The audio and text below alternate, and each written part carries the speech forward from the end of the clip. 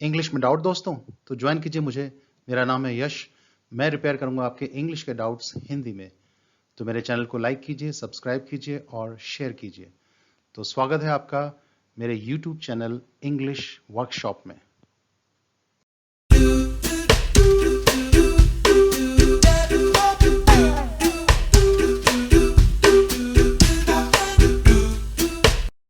English workshop में आज हम करते हैं प्रेसी राइटिंग फॉर डिस्क्रिप्टिव एग्जाम्स।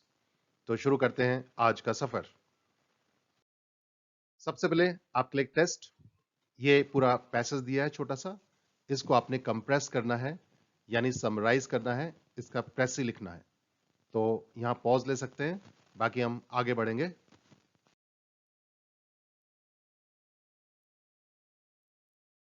तो टॉपिक है प्रेसी राइटिंग। तो प्रेसी राइटिंग में कुछ हमारे डाउट्स होते हैं। तो doubt one, what is a precis? तो प्रेसी होता क्या है? A precis is a short version of a speech or a piece of writing that gives main points or ideas. तो किसी भी लेख या किसी भाषण, कुछ भी लिखा हुआ, बोला हुआ जो मैटर है, उसका सारांश रूप, संक्षिप्त रूप जो होता है, छोटा रूप, वो ही प्रेसी कहलाता है। Précis is a French word pronounced précis which means precise. प्रेसी एक फ्रेंच शब्द है जिसका उच्चारण प्रेसी होता है और उसका अर्थ होता है इंग्लिश में प्रिसाइज, यानी ठीक ठीक, बिल्कुल शुद्ध रूप। दूसरा doubt, why is precis in the test? तो टेस्ट क्यों लिया जाता है प्रेसी का? सबसे पहली बात, to test your reading skills with understanding. तो पढ़ना काफी नहीं है, पढ़ने के साथ साथ समझना भी उसको इतना ही इंपॉर्टेंट है। तो आपकी समझ देखने के लिए कि आपने क्या पढ़ा, उसी के लिए टेस्ट है।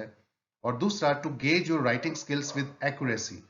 तो आपके लिखने की कुशलता जो है उसको मापने के लिए भी ये टेस्ट होता है, कितना अच्छा लिखा है आपने। To know your skills of summarising the matter.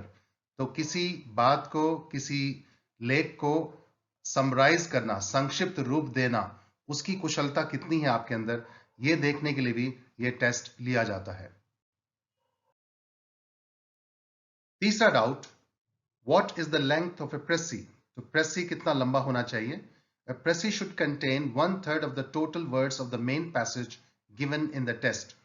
तो टेस्ट में जो पैसेज आया होता है उसमें जितने भी शब्द होते हैं उनके 1/3 शब्द आपके प्रेसी में होने चाहिए। 300 शब्दों का है तो प्रेसी होना चाहिए 100 शब्दों का। हाँ, 3-4 शब्द आगे पीछे हो सकते हैं, लेकिन जो लिखा हुआ लेख जो है, मैटर है, बिल्कुल क्लियर होना चाहिए, अच्छा होना चाहिए। Next, points to remember. तो सबसे पहला point, the precis should be clear and complete with all the essential details without leaving main points.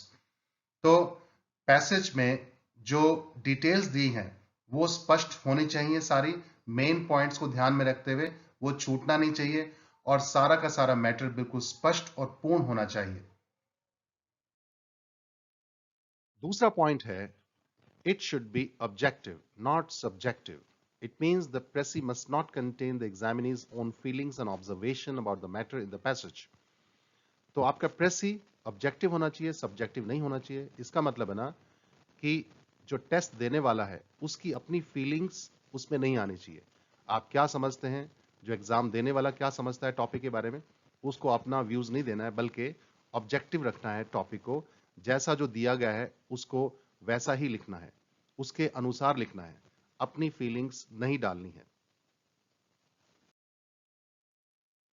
तीसरा point, the expressions like in my view, in my opinion, what I think, in my view point, etc. should be avoided for they reflect subjectivity. ये दूसरे point से related ही है। तो expressions in my opinion, in my view, I think, what I think, in my view point, ये सब expressions avoid करने हैं, क्योंकि इन्हीं से सब्जेक्टिविटी का पता लगता है कि आप अपने विचार डाल रहे हैं। अपने विचार तो हमने डालने ही नहीं है, तो हमने पैसेज के हिसाब से ही बात को रखना है। चौथा point, it should be in the examinee's own language, avoiding direct words, phrases and expressions given in the main passage. हाँ, जो प्रेसी होना चाहिए वो एग्जामिनी की अपनी लैंग्वेज में होना चाहिए। पैसेज में आए जो वर्ड्स हैं, फ्रेजेस हैं, जो अभिव्यक्तियां हैं, वो एज इट इज नहीं होने चाहिए, बल्कि उनके समकक्ष, उनके बराबर दूसरी वोकैबुलरी वाले वर्ड्स डालने हैं। तो फ्रेजेस अलग होने चाहिए, वर्ड्स भी अलग होने चाहिए, आपके अपने शब्द होने चाहिए। यानी जो विचार हैं वो तो पैसेज के हिसाब से, लेकिन उन विचारों को अभिव्यक्त करने के शब्द आपके अपने होने चाहिए, पैसेज के हिसाब से नहीं होने चाहिए। पांचवा point, the main passage may contain one or more than one paragraph, but the passage should have only one paragraph. तो पैसेज में तो एक से ज्यादा पैराग्राफ्स हो सकते हैं, लेकिन प्रेसी में सिर्फ एक ही पैराग्राफ छोटा सा होना चाहिए सारांश के रूप में। Sixth point, to write a good précis, the art of compressing long messages into short ones must be inculcated. एक अच्छी प्रेसी लिखने के लिए क्या कला होनी चाहिए? बड़े बड़े मैसेज को छोटा बना के लिखने की कला हम में आनी चाहिए, होनी चाहिए। ये कला हमें डालनी होगी अपने भीतर। Point 7, the précis should be strictly devoid of grammatical, punctuational and spelling errors. तो जब हम प्रेसी लिखते हैं तो एक तो ग्रामेटिकल एरर नहीं होना चाहिए, पंक्चुएशनल का मतलब फुल स्टॉप, कॉमा वगैरह ये बिल्कुल सही होने चाहिए, और कहीं स्पेलिंग एरर नहीं होना चाहिए। तो इनको ध्यान में रखना है प्रेसी लिखते वक्त। आठवां point, the direct speech given in the main passage should be avoided. It should be in the indirect speech as if the examinee were reporting the main writer's message. तो पैसेज में कोई डायरेक्ट स्पीच आया है उसका हमें indirect बनाकर लिखना है। जैसे एग्जाम्पल है, I refuse to accept other people's ideas of happiness for me, as if there is one size fits all standard of happiness. केनी वेस्ट, किसी केनी वेस्ट राइटर ने बात कही है, डायरेक्ट स्पीच में कोट कर रखा है, तो इसको हम इनडायरेक्टली ऐसे बनाएंगे, Kanye West refuse the standard parameter of happiness set by others. ये इनडायरेक्ट स्पीच हो जाएगा। ध्यान रखिए, ये इनडायरेक्ट स्पीच वो नहीं है जो हम एग्जाम में बैठकर डायरेक्ट इनडायरेक्ट करते हैं। ये प्रेसी के हिसाब से इनडायरेक्ट स्पीच है, जिसमें दो बातों का ध्यान रखना है, एक तो इनडायरेक्ट, दूसरा छोटे से छोटा भी बनाना है उसको। Point 9, always remember that one can never know how to swim just by memorizing the rules and regulations of swimming. One has to step into water to be a swimmer. In the same way, you can never cross the ocean of the Précis writing test unless you step into the water of regular reading. तो ध्यान रखना, सिर्फ तैरने के rule रटने से कोई तैराक नहीं बनता है। ठीक ऐसे ही ये रूल रटने से कि प्रेसी कैसे लिखा जाए, इससे अच्छी प्रेसी नहीं लिखी जा सकती जब तक कि आप खुद पढ़ेंगे नहीं। तो सबसे पहली शर्त पढ़ना जरूरी है, प्रेसी लिखना अपने आप आ जाएगा छोटा करके। हाँ, ये नियम जरूरी हैं, लेकिन इसके साथ साथ पढ़ना बहुत जरूरी है। नेक्स्ट है डायरेक्शंस। तो पहली direction, read the passage as many times as you feel okay to get the complete idea of the contents. तो पैसेज में जो कंटेंट्स दिए हैं, विषय दिया है, उसको समझने के लिए आप जितनी मर्जी बार चाहें उतनी बार पैसेज पढ़ सकते हैं। लेकिन एक बात का ध्यान रखना है, for the exam point of view your reading speed should be in accordance with the time limitation. आपकी स्पीड जो है वो ठीक होनी चाहिए एग्जाम में समय को ध्यान में रखते हुए। दूसरी direction, make your own notes of the subject matter sequence wise in the rough paper. तो जो आपने पैसेज में पढ़ा है उसके आप अपने रफ में नोट्स बनाइए सीक्वेंस वाइज। तो उससे क्या होता है, आपको लिखने में बहुत मदद होती है, जल्दी लिख पाते हैं। Each note must have a keyword or a phrase of a couple of lines. तो कुछ लाइंस का मिलके एक आपके पास कीवर्ड या फ्रेज होना चाहिए जिसकी हेल्प से आप उसको छोटा कर सके। This note helps you right faster.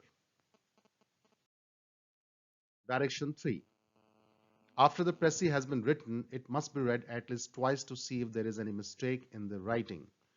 तो प्रेसी लिखने के बाद आपको कम से कम उसे 2 बार दोहराना है, 2 बार पढ़ना है, ताकि देख सकें कोई मिस्टेक तो नहीं है, और मिस्टेक हो तो उसको हम ठीक कर सके।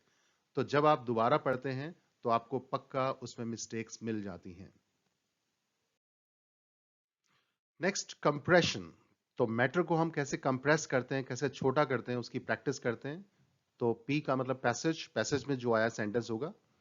तो ये छोटे छोटे सेंटेंस हैं, पहले इनको हम समराइज करेंगे, कंप्रेस करेंगे. Babulal, unaware of other people on the road, was taking his car in a zigzag manner throughout the market.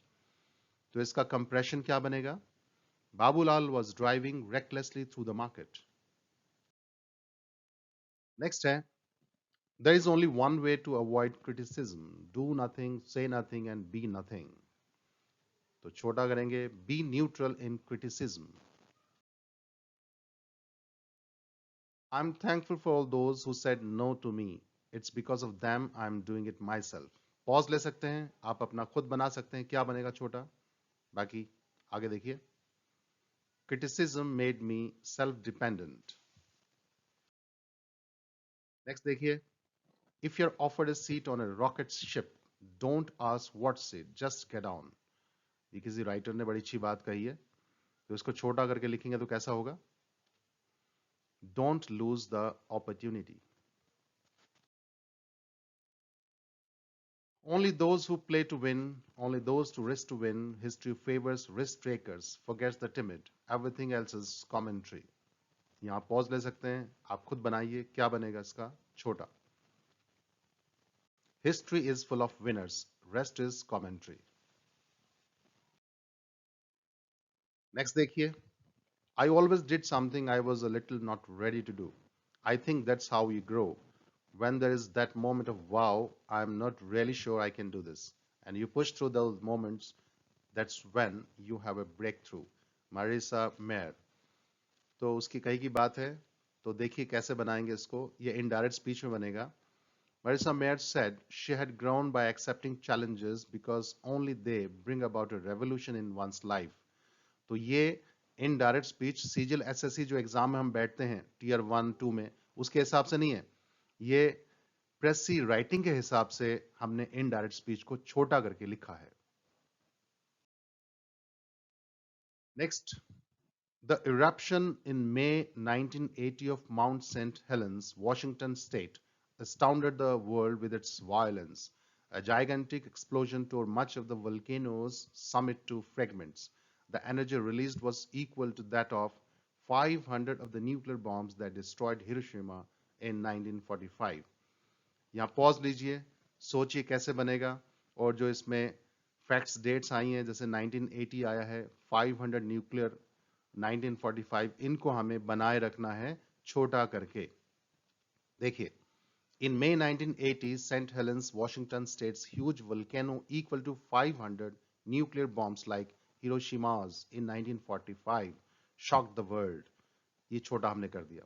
इस तरह से ये धीरे धीरे लिखते लिखते करते करते पढ़ते पढ़ते आपको आएगा. नेक्स्ट पैसेज है छोटा सा. The introduction of the dry plate process brought with it many advantages. Not only was it much more convenient, so that the photographer no longer needed to prepare his material in advance, but its much greater sensitivity made possible a new generation of cameras. तो ये कैमरे में dry plate process की बात हो रही है, जिसके कारण फोटोग्राफर को अब आसानी हो गई है. बिना मेटल को एडवांस में तैयार किए उसके लिए आसानी से वो फोटो ले सकता है. और इसकी सेंसिटिविटी नए जनरेशन ऑफ कैमरास जो हैं उसके लिए भी संभव हो पाई है. तो instantaneous exposure had been possible before, but only with some difficulty and with special equipment and conditions. तो इंस्टेंटेनियस एक्सपोजर का मतलब जो तुरंत एक्सपोजर, यानी कि ऑब्जेक्ट के ऊपर लाइट जो पड़ती है, वो संभव थी पहले, लेकिन थोड़ी डिफिकल्टी के साथ. लेकिन जो अब की बात करें, now exposures short enough to permit the cameras to be held in the hand were easily achieved. लेकिन अब छोटे कैमरा में जो हाथ में आ जाते हैं कैमरे, उनमें भी जो एक्सपोजर बड़ा शॉर्ट हो गया है, जल्दी हो गया है. As well as fitting shutters and viewfinders to their conventional stand cameras, manufacturers began to construct smaller cameras intended specifically for hand use. ये पैसेज है छोटा सा. अगर इसको हम छोटा करेंगे, आप सोच सकते हैं, देख सकते हैं. तो छोटा इसका ऐसे बनेगा.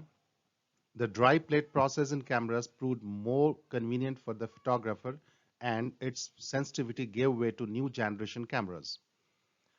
Quick exposures, unlike earlier, became possible without being dependent on special equipment and conditions. तो बिना इस पर निर्भर हुए अब जल्दी हो जाता है, ये कह रहा है जो नए कैमरास में. तो प्लेट प्रोसेस की वजह से manufacturers started making handy cameras along with the conventional ones. ये हमने बहुत छोटा कर दिया। तो ये इसमें पूरी जिस्ट, पूरा इसमें समरी इस पूरे पैसेज की आ जाती है जो हम कहना चाहते हैं। तो आगे बढ़ते हैं। तो ये पैसेज और लेते हैं, थोड़ा सा बड़ा है। The megalomaniac differs from the narcissist by the fact that he wishes to be powerful rather than charming and seeks to be feared rather than loved. तो मेगलोमेनियक होता है अहंकारी और नार्सिसिस्ट होता है स्वयं की तारीफ करने वाला, सुंदर दिखना चाहने वाला। तो इसमें डिफरेंस बताया गया है। तो अहंकारी जो व्यक्ति होता है वो पावर चाहता है, ना कि अच्छा लगे, और चाहता है कि लोग उसे डरे, ना कि उसके प्यार करें। तो to this type belong many lunatics. तो बहुत सारे जो पागल होते हैं वो उसी कैटेगरी में आते हैं। And most of the great main in history, जितने भी हिस्ट्री में सफल व्यक्तित्व रहे, वे भी इसी तरह के पागल रहे। Love of power like vanity is strong element in normal human nature and as such is to be accepted. जो पावर चाहना इंसान की फितरत होती है, नेचुरल होता है, जिसको हम स्वीकार कर सकते हैं। It becomes deplorable only when it is excessive or associated with insufficient sense of reality. लेकिन ये हास्यास्पद यानी कि बहुत बुरी लगती है ये इच्छा जब वो ज्यादा बढ़ जाए या रियलिटी को क्रॉस कर जाए, वास्तविकता दिखे ना। Where this occurs, जहां भी होती है, it makes a man unhappy or foolish, if not both. The lunatic who thinks he is crowned head may be, in a sense, happy, but his happiness is not kind that may sane person would envy. तो ऐसे जो पागल लोग होते हैं, जो को सोचते हैं मैं स्पेशल हूं, तो एक तरह से खुश होते हैं, लेकिन उनकी खुशी ऐसी होती है जिसकी कोई ईर्ष्या नहीं कर सकता, जिससे कोई इतनी खास नहीं होती, कोई इसको तवज्जो ना दे सके। Alexander the Great was psychologically of the same type as the lunatic. वो भी इसी तरह का था, though he possessed the talent to achieve the lunatic's dream. हालांकि उसके पास ऐसे ड्रीम थे जो पागलपन में पूरे किया जा सके, ऐसी उसमें क्वालिटी थी। He could not, however, achieve his own dream. अपना खुद का वो ड्रीम अचीव नहीं कर सका, which enlarged his scopes as his achievement grew. लेकिन वो इच्छा उसकी बढ़ती रही, वो ड्रीम पूरा करने की, जैसे जैसे उसकी दूसरी अचीवमेंट्स बढ़ती गई। When it became clear that he was the greatest conqueror known to fame, he decided that he was a god. तो जैसी उसकी जो जीत थी, महान उसकी उपलब्धियां थी, जब लोगों को पता लगी तो फिर उसने अपने आप को गॉड मान लिया। Was he happy man? तो क्या वो खुश व्यक्ति था उसके बाद भी? His drunkenness, उसका पीनापन, जो पियक्कड़पन था, his furious rages, बहुत जो कहर गुस्सा था, his indifference to women, यानी औरतों के प्रति जो वो उदासीन था, उनके प्रति यानी जो नफरत थी, and his claim to divinity, और उसकी जो डिविनिटी यानी कि दिव्यता को पाने का जो एक क्लेम था या दावा था, suggest that he was not. ये सब क्या शो करते हैं? वो खुश व्यक्ति नहीं था। यानी मेगलोमैनियक व्यक्ति जो पावर चाहता है, ये बताया गया है, वो लोगों चाहता है कि लोग उसे डरे, ना कि प्यार करें। तो वो अंदर से खुश दिखता है, अपने नजर में होता है, पर होता नहीं है, एक्चुअली खुश नहीं होता, वो सिर्फ पावर चाहता है। ये बात इसमें कही गई है। तो इसमें पहले हम नोट बनाने की कोशिश करते हैं। तो पहले ये तीन जो पहले के पैसेज जो मैंने अंडरलाइन किए हैं, इनको हम हाईलाइट कर सकते हैं। तो इनका एक नोट बन सकता है, most historians are megalomaniac, want power, are feared, versus narcissist wants to be loved. तो दूसरा बन सकता है रेड लाइन में जो है, note two power vanity element in human. ये अपने हिसाब, आप अपने हिसाब से नोट कर सकते हो रफ के अंदर, ताकि सीक्वेंस से हम उसे छोटा करके लिख सके। एग्जैक्ट वो वर्ड्स हमने नहीं लेने होते, कुछ ले भी सकते हैं, ऐसी बात नहीं है। उसके बाद तीसरा नोट बनेगा, lunatic may be happy but can't envy. तो ये अपने हिसाब से नोट बनाया है, इसमें ग्रामर वाली बात नहीं होती, ये छोटे नोट्स हैं हमारे। चौथा, Alexander the great was lunatic in the same way, एक बात आएगी। और पांचवी, he considered himself god when known to fame as conqueror. और इसी में लास्ट में बोल सकते हैं, his drunkenness, anger, indifference to women and claim to divinity suggest his unhappiness. तो ये बातें इसमें हो सकती हैं। तो अब हम शुरू करते हैं। तो अब पैसेज छोटा सा ये बनेगा, इसका जो जिस्ट है, जो समरी है या प्रेसी कह लो, ये बनेगा. Most great men in history are egoistically mad who want to be powerful and feared rather than be attractive and loved. ये देखो हमने पहले पूरी 3 लाइन को छोटे में एक लाइन में कन्वर्ट कर दिया. Next, seeking pride is human nature, but it becomes disgusting in excess, making a man either sad or idiotic. ये हमने अपने शब्दों में एक छोटी सी लाइन बड़ी 3-4 लाइन को पूरा कर दिया इसमें. Such an idiot may have happiness, but not to the extent of being envied. तो ये भी हमने कर दिया कि ऐसा व्यक्ति खुश हो सकता है, खुशी हो उसके पास, पर ऐसी खुशी भी नहीं होती जिससे ईर्ष्या की जाए. Alexander the Great likewise was insane mentally. ठीक इसी तरह वो भी insane था, पागल था. Having got fame as a conqueror, he considered himself to be God. अपने आप को भगवान मानता था, मानने लगा वो फेम होने के बाद. तो ये हमने लाइन को पूरा कर दिया. बाकी अचीवमेंट्स वगैरह सब इसी में आ जाएंगे कि कॉन्करर जब फेम हो गया तो उसकी अचीवमेंट्स भी उसी में कवर हो जाती है. However, his inebriation, इसका मतलब होता है वही ड्रंकनेस, शराब पीने के नशे में. रॉथ होता है कहर, गुस्सा. मिसोजिनिज्म ये होता है औरतों से नफरत. एंड फॉल्स डिविनिटी, दिखावे का दिव्यता कि मैं भगवान हो गया हूं. ये सब बातें रिफ्लेक्ट हिज शियर अनहैप्पीनेस. ये क्या शो करती हैं? उसकी उदासीन, मतलब उदासता को शो करती है कि उदास व्यक्ति था वो. तो इस तरह से हम ये इस पैसेज को छोटा कर दिया. तो कुल मिलाकर इसमें प्रैक्टिस चाहिए. बड़े बड़े 3-4 लाइंस को पहले छोटी लाइन बना के देखो, फिर थोड़े बड़े पैसेज को और बड़े पैसेज को, फिर पूरे मैटर को, यानी पूरे मैटर को समझना होता है. उसके बाद हम उसको कंप्रेस कर सकते हैं. तो बेस्ट ऑफ लक. सब्सक्राइब करने के लिए बेल आइकॉन जरूर दबाएं. और इस टॉपिक से रिलेटेड कोई क्वेश्चन या सजेशन हो तो आप कमेंट सेक्शन में लिख सकते हैं, मैं उनके जवाब दूंगा. और नई टॉपिक के साथ नई क्लास में फिर हाजिर होंगे. तब तक के लिए हैव ए नाइस टाइम.